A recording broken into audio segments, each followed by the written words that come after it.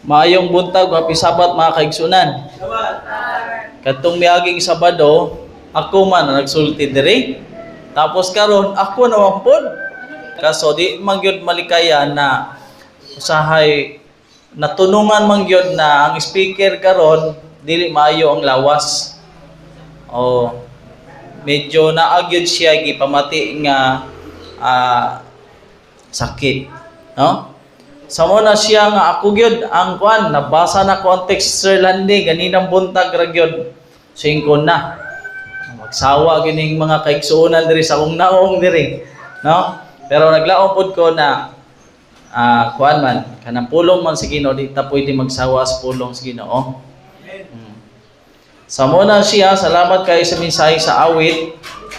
So napod ko giandam nga topic para sa atong pagpamalandong sa pulong sa Ginoo. Mao na sa atong lesson atong isgutan na sa dili pa ta moadto simbahan, adlaw pa lang sa Biyernes isalikway na nato tanan ato mga problema, utang, o mga kinahanglan bayaran, o kana magsigig panawag, o di ba? O unsa pa na siya mga kapungot, panaglalis, sa pa na siya, no? Mga problema sa balay. Ato na siyang salikway, Biyernes pa lang. Kay kung dili na nato masalikway sa Biyernes pa lang, madala nato na Sabado. Madala nato sa Sabado. Tapos niya, Brad, sis, Sabat, happy Sabat. Pero ang now, no? Mo na, ingon diri, happy, holy, healthy, blessed, and lovely Sabbath day to all. No. Kay dili mahimong happy, dili mahimong holy, dili mahimong healthy, dili mahimong bulahan og mahigugmaon ka sa adlaw nga ipapahulay kung dili nato gisalikway tanan nga mga problema adto. So hinaginaot nga kita karon happy gyud ta. Ang Episo 4 versikulo 12 mo gyud ni handom sa Ginoo.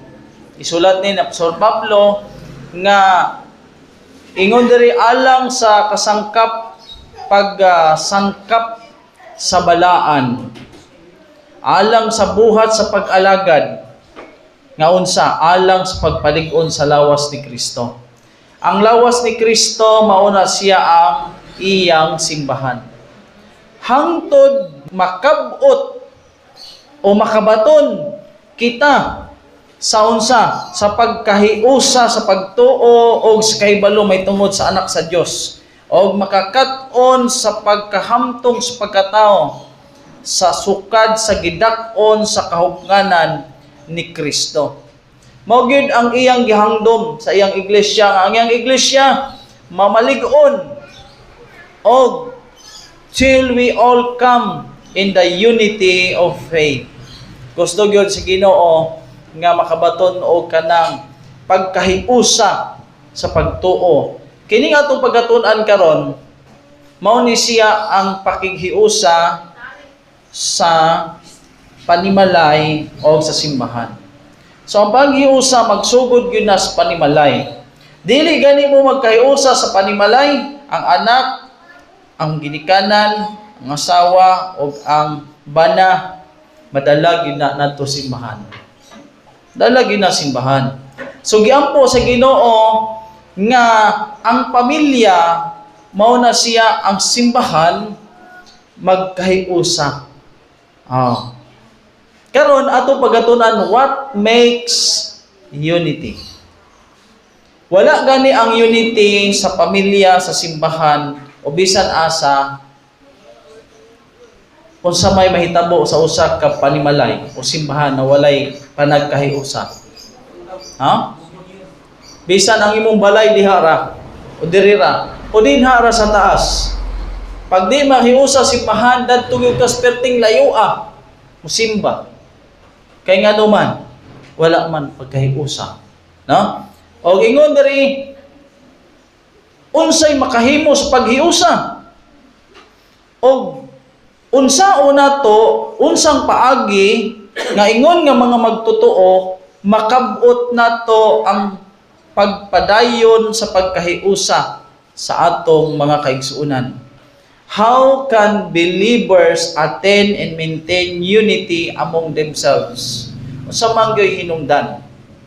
Ug dili po diyan po sa Ginoo na kita kinahanglan magkahiusa, no? Unsay giingon sa Salmo 133:1, pagkanindot, pagkamalipayon nga ang iyang katawhan magkahiusa. No?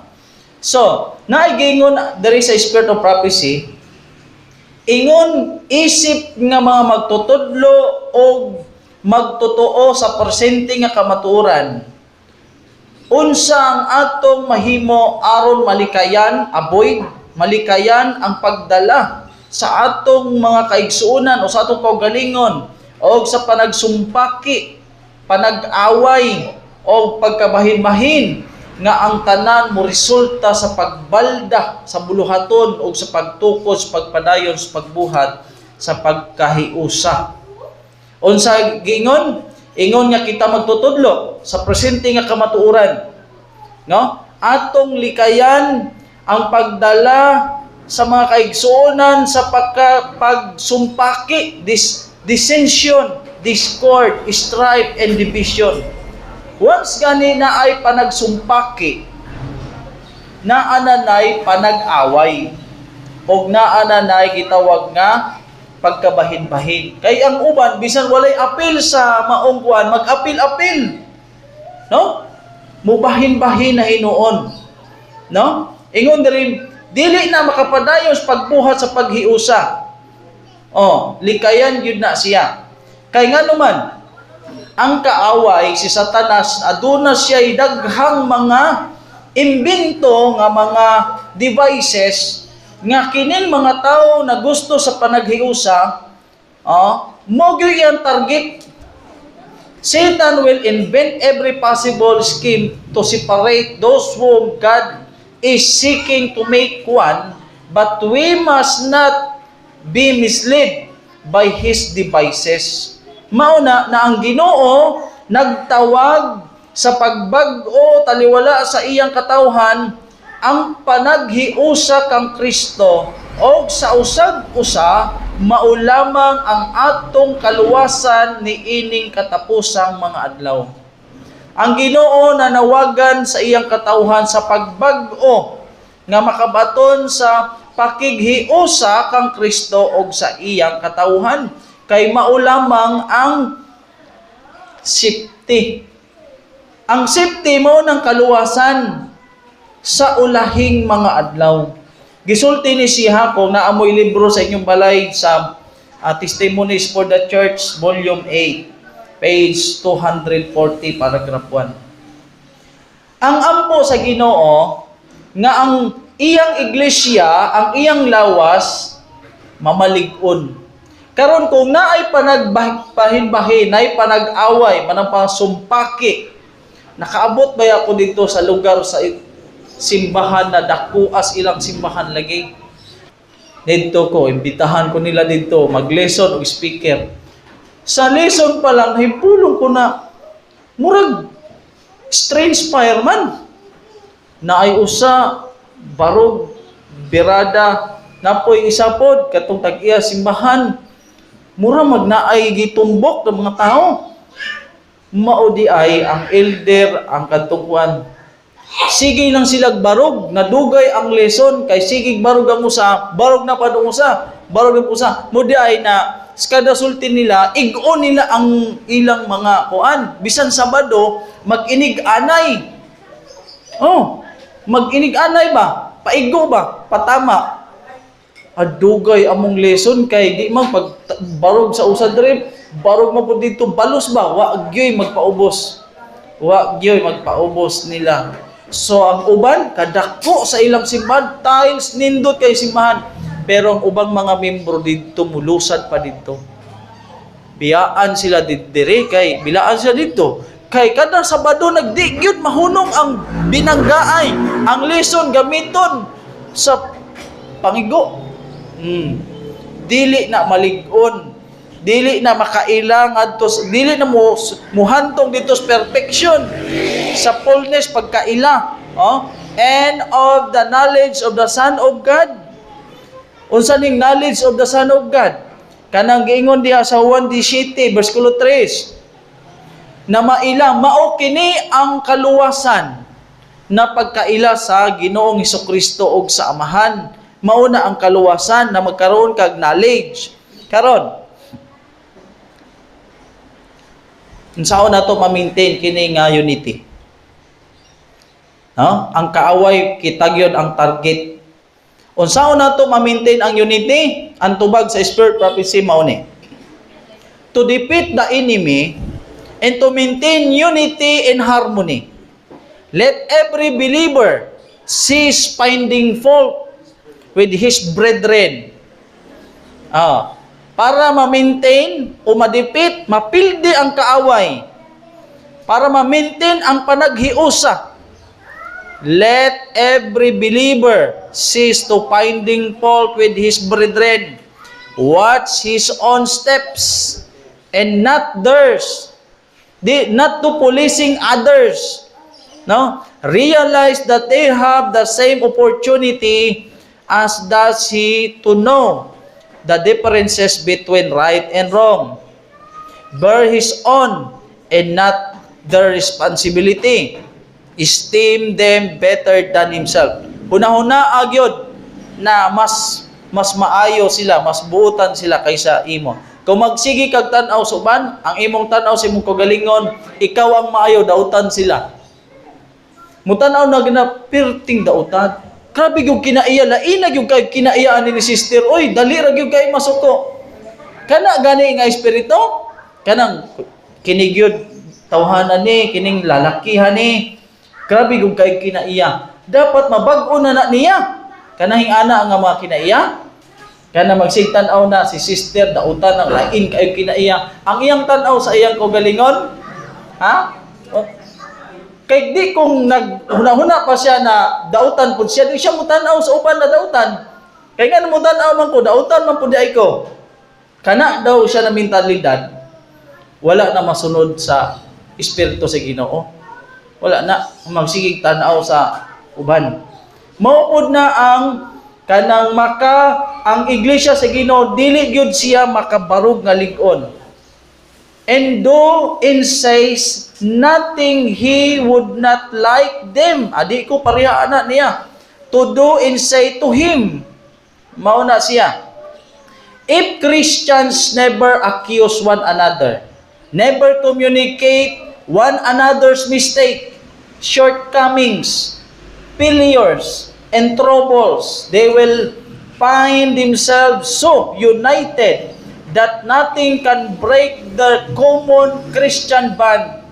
But such a spirit of oneness can be maintained only by a people who keep a tireless vigil over themselves, always to see eye to eye and speak the same things by forsaking their own ways and thoughts in exchange for the Lord's.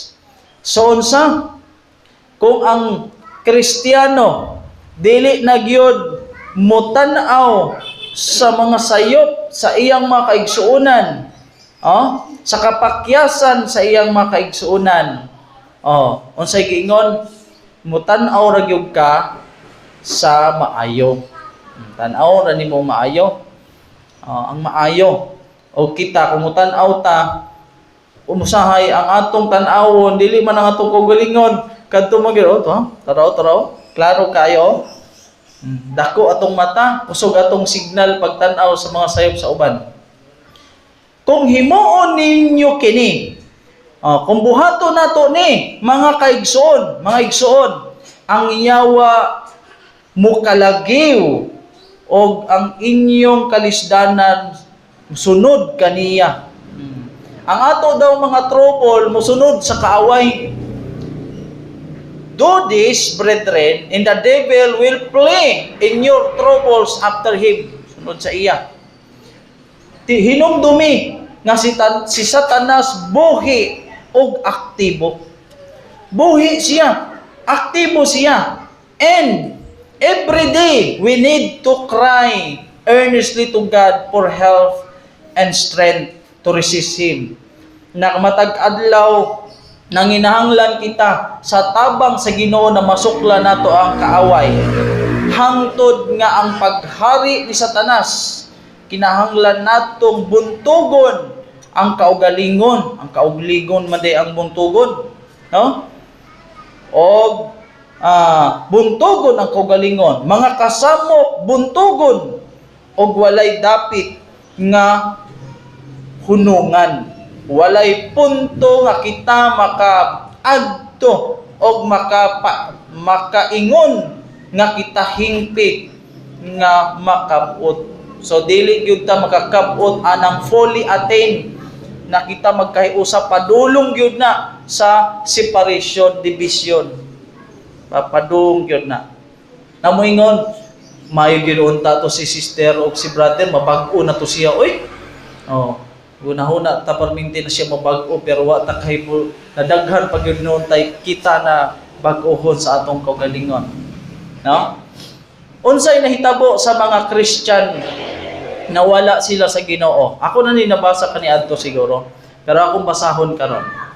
Unsa ang hinungdan nga nawala ang mga Kristiyano? But the early Christian began to look for defects in one another. Nagsige sila tinanaway, o ikaw gani, ikaw pod.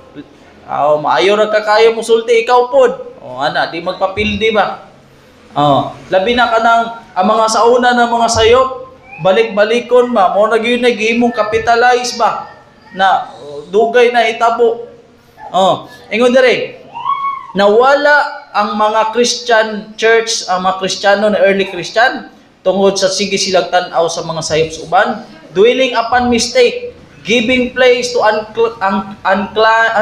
unkind criticism. They lost sight of the Savior. Nawala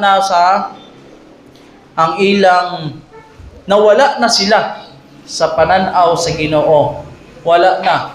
And of the great love He had revealed for sinners, they become more strict in regard to outward ceremonies. Mga seremonyas ba? More particular about the theory of faith. More severe in their criticism. Kaya dili gyud ta pwede mahimong fanaticism or gitawag nga extremism. Extreme, lisod na. In their zeal to condemn others, they forgot their own errors. Kana magsigi ka nagtan-aw sa sayop sa uban, makalimot na ka sa imong mga kaugalingon, mga kasaypanan. They forgot the lesson of brotherly love. Nakalimtan na nila ang leksyon sa paghigugma sa ilang isig katao that Christ had taught. And the saddest of all, makasusubo sa tanan, they were unconscious to their loss. They did not realize the happiness and joy were going out of their lives, and that soon they would walk in darkness. Dito na sila naglakaw sa kangit-ngit, having shut the love of God out of their hearts. Nawala na ang gugma dito sa ilang kasing-kasing. Ano man, dito naman sila perminti musik tanaw. Muna siya. So, yun unsay giingon sa Biblia. Ang giingon sa Biblia, adunay nagkalain-lain mga hiyas sa church.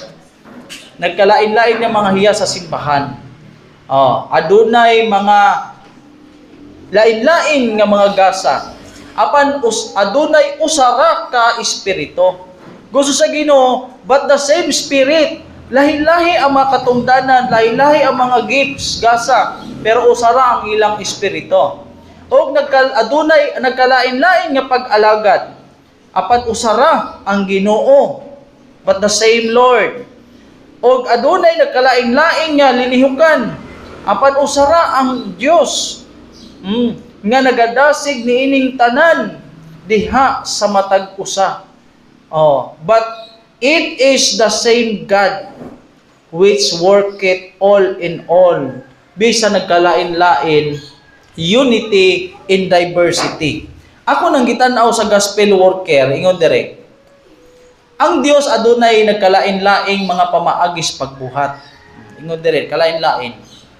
Lain-lain nga mga pagbuhat sa iyang opisyal nga nagkalain-lain na gasa. Ang usa nga trabahante, worker, maghimo andam sa pagpamulong. Ang tao, ang usa, ready gyud siya maging speaker. Narabay uban na ready na kay pagka-speaker na kung kaila na gipangandaman gyud niya mahimong speaker. Agoy kay na may mga special na mga bisitang abot. Gihilantan siya, oy kay panikan na gyud siya musulti. Ako sa una, gi-schedule ko nila na sa Manila pa ko, dakong simbahan, gi-schedule ko nila na speaker. Kay buwan manggod dito manggod dili ka para sa ato karon na instant. Dito buwan ang iphon, 3 ka buwan, 2 ka buwan, 1 ka buwan, labing mubo na siya. Kay Brad, sakuan ka, 3 ka buwan pa ang akong slot. Si andam. Adi preparado na gyud ko, quick abot man si Richard Thompson kanang debatidor ba? Abot man tapos ingon siya, Brad, naam gud si Thompson. Saman, kina okay ra. Bisan bisan og kuan. Okay ra, wa ko mahilanti. Napoy uban na magwala oy. Nakasaksig yung ko. So, naay tao nga ready siya mahimong speaker. Naay membro na ready siya na musulat. Naay membro na ready siya na siya'y sincere, earnest, fervent prayer kanang maayo gyud mo ampo. O naay mga gifts sa pagkanta. Nagakuba na ay gift sa kanang a power for God because He works with laborers. To one God gives the word of wisdom, and to another knowledge, and other faith. But all are to work under the same head. Napoy uban na mag-ilog sa pagka-elder. So sige naman lang siya. Napoy uban dito sa amo na di gyud magpailis. Di gyud magpailis. Hala, magkagubot naman ang elder. Brad, tambong ra gyud kay para mahimo kang elder adi ko. Kumutambong mga eleksyon adi gyud ko. Nadugay na lang ni simbahan, wa gyud kumutambong sa ilang every 2 years man. Pila ang kuan dire? Every 2 years man isang pan lang. Annual.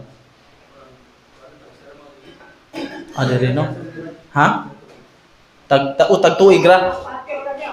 Dito sa amo kay duha ang pag-ilis og elder. So mo na siya. No?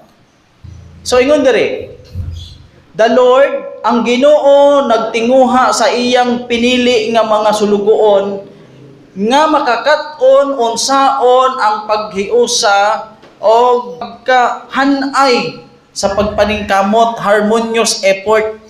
Gusto na sa Ginoo kay ang iglesia kung dili gani siya mag-practice ang matag usa ka membro sa paghiusa, di siya maka-learn, mabungkag ang isang iglesia.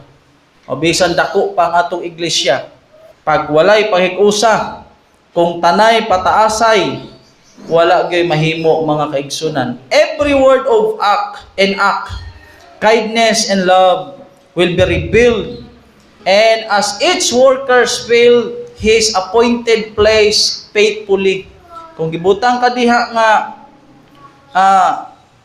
sa tawag gani position, buhatag yun na sa pagkamatinumanon. The prayer of Christ for unity of His followers will be answered, and the world will know that these are the disciples. Kung kita maningkamot sa paghiusa. Kay kung dili ganita maghiusa na maunay tuyo og tumong sa Ginoo sa iyang katawhan, unsay gingon? Union brings strength. Disunion weaknesses. United with one another, working together in harmony for the salvation of men. Those who refuse to work in harmony greatly dishonor God. Kadalasan manggod ko na yung mga panaglalay sa balay, madalas simbahan. Madalas simbahan, kung wala ang lalis na wala ma-resolba sa balay, madalas simbahan. Gamay sabod suko. Unsay giingon? Ang disunion weakness. Mawala sa pangalagad ang tao. Akong gitan-aw kini nga picture. Unsay nakita ninyo sa picture? Ha? Tinabangay ang mga no? Kita ka na dili na gyud maabot tungod lang sa ilang unity. Nabayan na sa Biblia na magpalandunga ang mga amigas. Grabe gyud. Ana gyud. Ingon dere. No word is to be spoken to discourage any. Wala daw mga pulong nga isulti na makapaluya sa bisan kinsa. Usahay daghanay mga pulong nato magawa sa atong baba. Puro maka-disappoint, puro makaluya, puro makabalda na mga for this grieves the heart of Christ and greatly pleases adversary. All need to be baptized by the Holy Spirit. So kinahanglan daw nga kung makasulti ta o maka-discouragement sa bisan kinsa nga tao, kinahanglan mabautismuhan ta dili sa tubig kundi sa balang espiritu.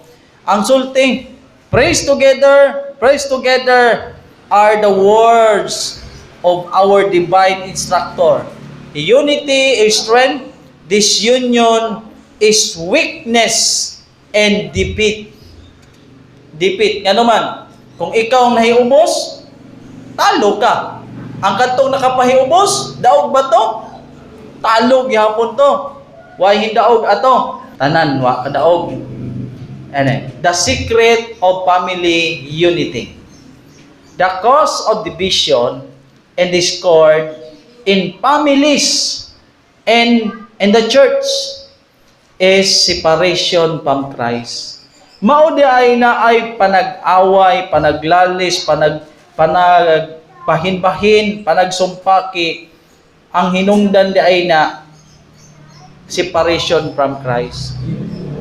Ang tao di ay na masiparit sa kang Kristo, gusto ana panaglalis, gusto ana panag-away, gusto ana gubot. Gusto gyud na gubot kay wala naman na siya, wa man siya sa Ginoo. Kay ang taong naa kang Kristo, gusto gyud na og kalinaw. Sunod, to come near to Christ is to come near to one another. Dili pwedeng grabe gyud nimo ka-close sa Ginoo, mahinampuon gyud ka. Tag-inuras gyud imong ampo pero pag makagawas na kasimbalay, uy, yawa toy malinapason gyud kaayo ba? Pagkalisuda ana na kinaiya no? Ingon diri, the secret of true unity in the church and in the family is not diplomacy, not management, not a superhuman effort to overcome difficulties. Though there will be much of this to do, but union with Christ. Ang sikreto sa tinuod nga unity sa simbahan o sa pamilya, dili dadon lang sa diplomasya o sa pagdumala o sa atong mga effort na ma-overcome yun ang mga lisod, mga problema. Kundi ang unions kang Christ.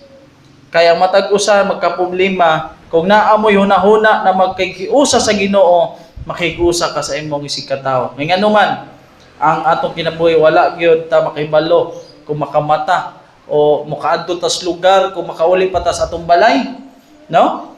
Di gyud nato matagna mga kaigsuonan. Kinahanglan na gyud ta sa Ginoo. Mo nay sekreto sa unity. Okay. Tan-awa raning mga amigas, akong gitan-aw ba? Grabe gyud mga amigas, dako asanga alsa nila, no? Di magyud na sila makatabok ba, pero naalsa gyud nila doon dakong sanga, nakapangita gyud sila sanga. Di man na madala sa usara. No, di na madala. Pero tungod kay bisan upat lang sila, magkahiusa lang sila sa pagkuan, ingon diri. Og sanglit adunay lig-on og espiritualidad lamang kung adunay panaghiusa, walay membro sa usa ka grupo sa mga tawo nga makahimo sa pagpasagad sa iyang katungdanan sa paghupot sa maong Kristiyohanong pagkahiusa. Ang buhat sa Ginoo usara, ang iyang katawhan usara, kinahanglan mahiusa. Wala siya magmando nga ang bisan unsang bahin sa mensahe kinahanglan nga magpadayon nga independent. Dili pwede nga iya aho-aho, bahala mo diha basta ako buhat kog ako dire. Dili nga na. Or usa lang gyud alsas kabug-aton sa tanan. Dili na abayay kuan na kailan ako na nahimong presidente sa kuan nagkasakit perting tiguangan na kay iya man gidala tanang problema sa tibuok distrito. Ayo dan atanan. Ibihatag po sa uban kay matiguang ka ana. Mao na siya na wa na siya giilik kay mamatay siya kung ilik pa nimo siya sunod tuig, mamatay sa kaproblema, no? The Lord's work is one, and His people are to be one. Muna siya. Dili pwede independently. Inahanglan, sama sa silhig, makalimpyo siya kung daghan. Ingon sa 1 Corinto 10:1, apan nagahangyo ako kaninyo, mga kaigsuunan, tungod sa ngalan sa atong Ginoong Hesukristo, nga unta kamong tanan, magasulti sa maurang usa ka butang, og nga wala unta kaninyo'y pagkabahin-bahin, kundili mausa unta hinuon kamo diha sa maurang pagpamaagi sa paghunahuna og sa maurang paghunahuna. Unsay giingon? Naghangyo, now I beseech you, brethren, by the name of our Lord Jesus Christ, that ye all speak the same things, and that there be no divisions among you, but that ye be perfectly joined together in the same mind and the same judgment. Usa na lang kahuna-huna, usa na lang kapag pamulong, wala na'y pagbahin-bahin. Nganuman, usa naman ang mind, usa na lang po ang judgment. Ingon dire, mawala ra na siyang kagubot kung magsugod na ang the time has come for a thorough reformation to take place. When this reformation begins, the spirit of prayer will acquit every believer and will banish from the church the spirit of discord and strife. Unsa ang mawala sa simbahan? Ang espiritu sa kagubot o lalis. Those who have not been living in Christian fellowship, ang mga taong wala na magsimba, wala na makipellowship, will draw close to one another. Musimba na sila. Akong maguwang sa una, ingon siya, di nagyog ko musimba. Musimba lang ko kung kanang bayhana, wala na diha. Kana, musimba na ko. Ano siya? One member working in the right lines will lead other members to unite with him in making intercession for the revelation of the Holy Spirit. Pagpadayag day na siya sa balaang espiritu.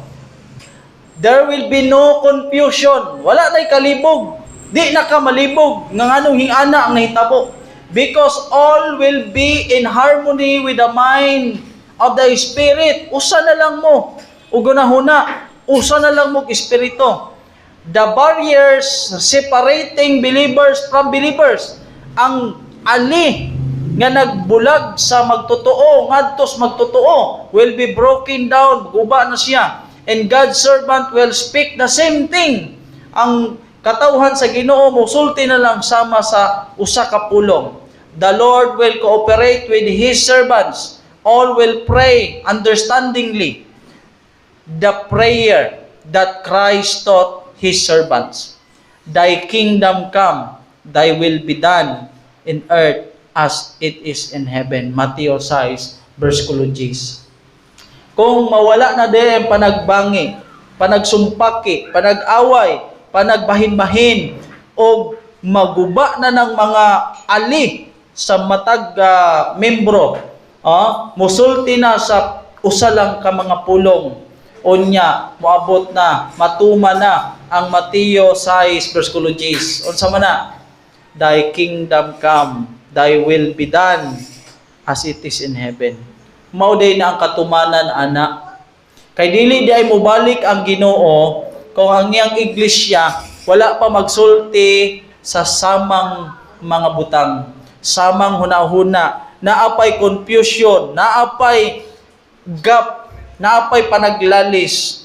So mauna siya mga kaigsunan na importante gyud nga naay pagtinabangay ng tanan mubuhat, magkaptanay, matuman lang ng gitudlo sa Ginoo na thy kingdom come, thy will be done. Kung ang matag usa magtinabangay, magsinabtanay, maginampuay, mubalik na ang Ginoo. Ang ginharian na moabot na sa matag usa kanato. Dira kutob ang buntag sa atong tanan bisag.